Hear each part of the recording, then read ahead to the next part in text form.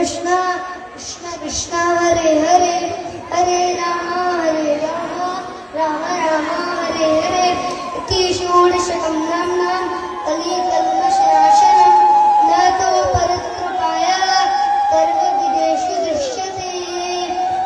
इसका अर्थ होता है कि इति षोड मतलब 16 इति षोडशकं नाम्नां कलिकल्मषनाशनं इति मतलब इति षोड इस नाम में इति षोड शकम नाम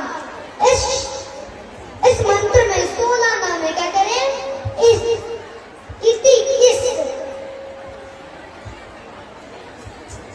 इति षोड शकम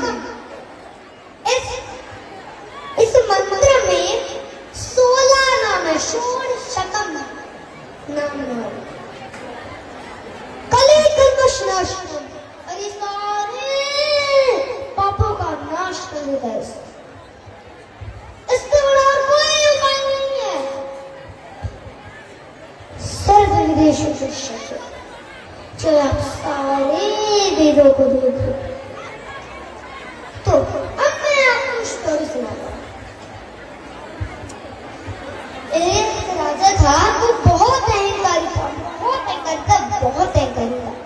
वो कहता था जितनी भी है पूरी दुनिया है सब कुछ मेरा है, सब कुछ मेरा है। और उसे अपने महल पे भी पूर्ण विश्वास था। उसका महल भी बहुत सुंदर था। तो एक बार क्या हुआ, वो अहंकारी राजा अपने महल में बैठा था। तो अचानक ही एक व्यक्ति वहां से आया और उसके पास एक मैट थी। मैट समझते हैं? धरी बस एक हाथ में धरी थी। तो धरी लेकर गया और धरी लेने के बाद उसको राजा के सामने वो राजा है और उसके राजा के सामने से बिछा दी और वहां पे बैठ गया। बताओ, अंदर आया, धरी बिछाई और उस पे लेट गया। तो राजा ने देखा ये क्या हुआ? तो मेरे महल में ये अंदर घुसाया और धरी लेके बैठ गया। धरी लेके बैठ गया।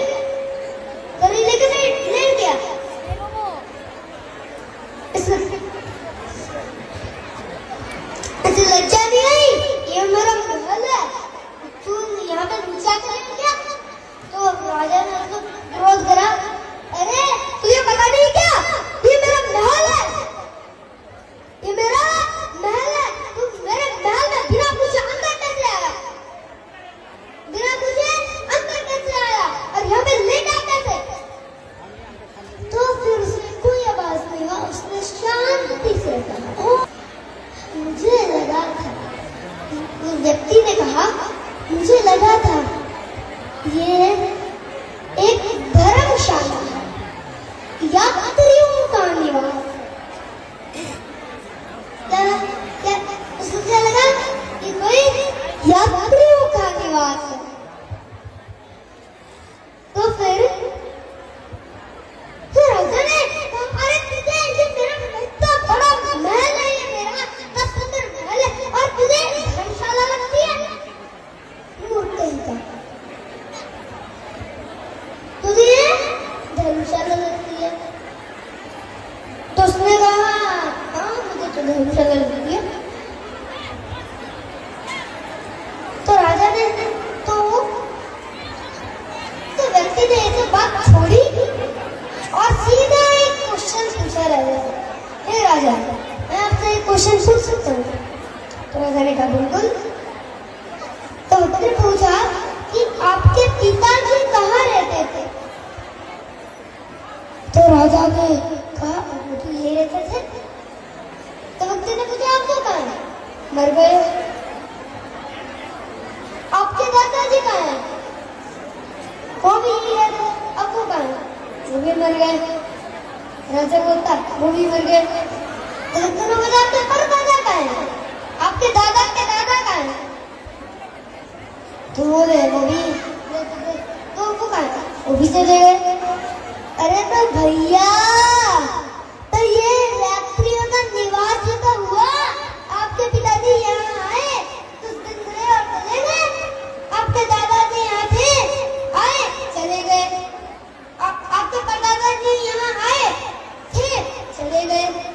इसका मतलब ये यात्रियों का निवास तो हुआ। भाई आपका पिताजी आए, थोड़ी दिन रहे, मालूम होटल में रहे, फिर चले गए वहां से। तो यात्रियों का निवासी तो हुआ, ये यात्रियों का निवासी तो हुआ। तो इसीलिए तो जब ये राजा ने सुना, राजा पूरा भाग बदल हो गया, उसके नेत्रों से आंसू गिरने लगे और वो निकल गया भगवान श्री कृष्ण की भक्ति करने के लिए।